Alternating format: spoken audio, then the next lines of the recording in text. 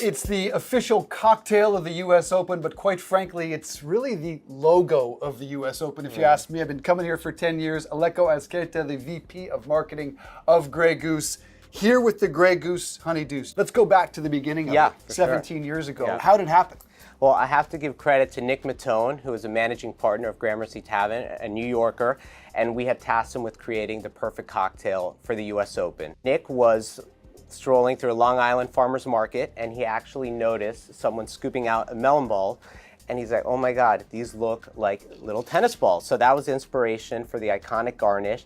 And then he wanted to create a cocktail that was sweet enough to be delicious, but tart enough to go with stadium fare, and that you could drink during the day and during the evening, and just very simple. Grey Goose, natural lemonade, raspberry liqueur, and the Honey Deuce was born. So did we know right away you hit the spot? Well, I was part of the original team, so I got to taste it right away, and I knew it was delicious, but it's really taken on a life of its own. So for example, with our first year, we sold under 20,000 cocktails, and this year we'll be doing close to 500,000 Honey Deuce cocktails.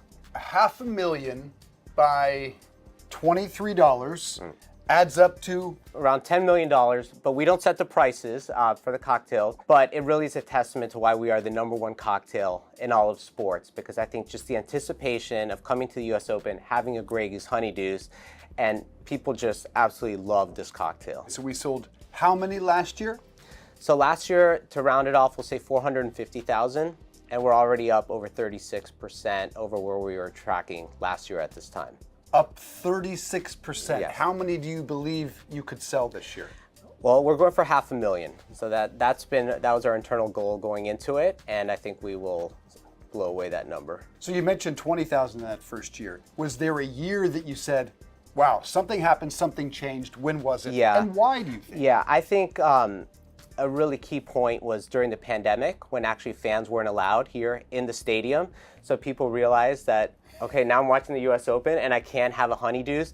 So what we did that year was we actually created Honey Deuce delivery kits, and we saw just how well it was received.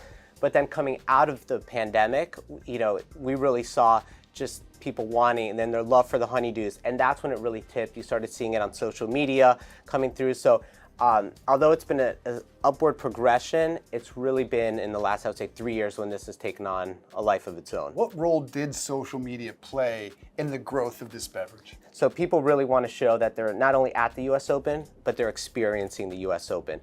And Grey Goose, it's all about elevating what's already an incredible experience. And what we like to say on the brand, we bring joie de vivre to the occasion.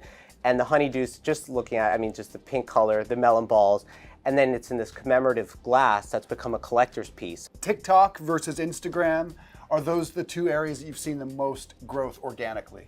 Yes, absolutely. I think we see it on Instagram because it photographs so well.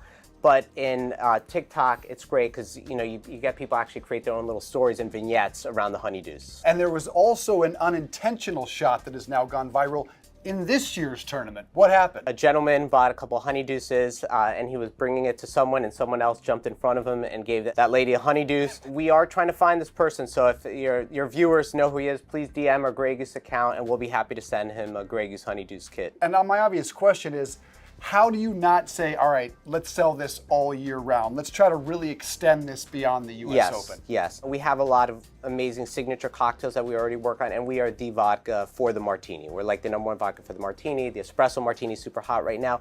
But the Honey Deuce's moment, it's where it shines is during the US Open. So we really think people love this drink so much because they can only really have it during the 3 weeks of the US Open. And it's the anticipation of going to the US Open and having a Honey Deuce. And we would never want to impede on that experience. There is a tennis player that you've partnered with. Yes. Who is it and why is it such a good fit? Yeah. So we're super excited, always trying to bring something fresh to our partnership with the US Open. And this year we've partnered with our American tennis sensation, Frances Tiafoe.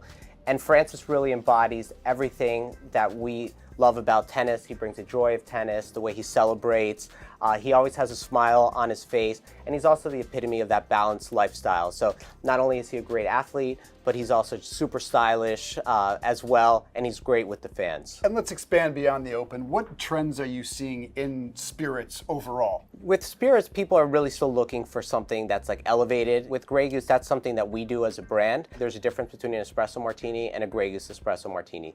People know that they're out there, they're having a sophisticated experience. They want to go somewhere that's really going to elevate the moment, and we're the perfect brand to complement that. Cheers to the $10 million cocktail. You said it's the top cocktail in all of sports. There you have it. Cheers.